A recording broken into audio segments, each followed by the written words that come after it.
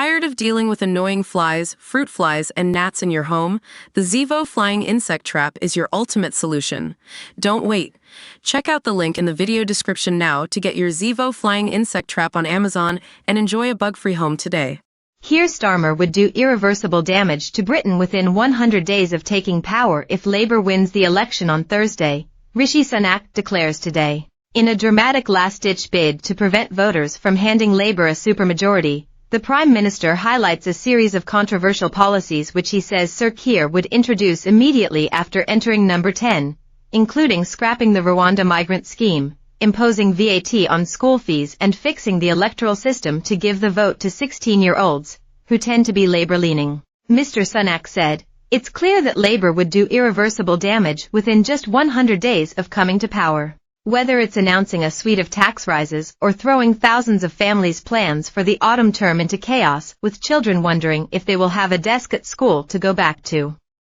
Labour would throw open our borders with their illegal migrant amnesty, making us the soft-touch migrant capital of the world." The dramatic plea comes as a Mail on Sunday poll found that a majority of voters are concerned about the risks of a Labour supermajority. The Delta poll survey also found that 38% of people said they expected an incoming Labour government to hike taxes.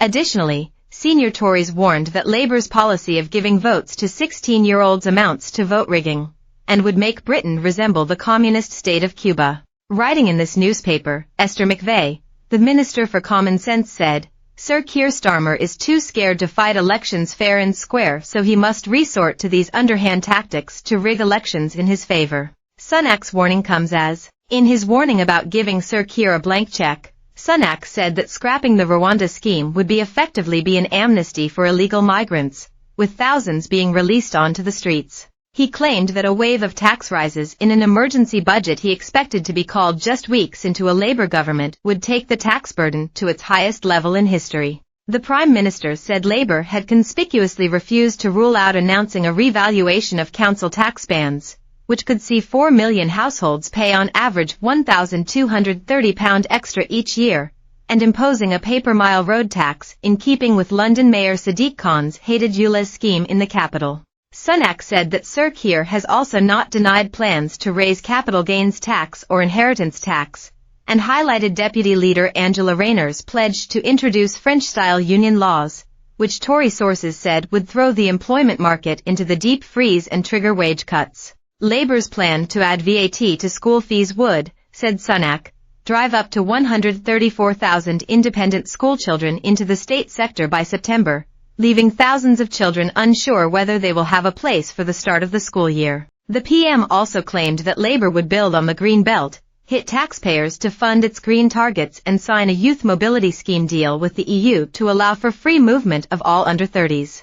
Sunak said that Labour cannot be trusted, adding, "We must not surrender our taxes, our borders and our security to them." Last night, Lord Cameron echoed those comments, labelling Sir Keir hopelessly naive about the dangerous state of the world. The Foreign Secretary warned that Labour will undermine Britain's security unless it commits to raising defence spending.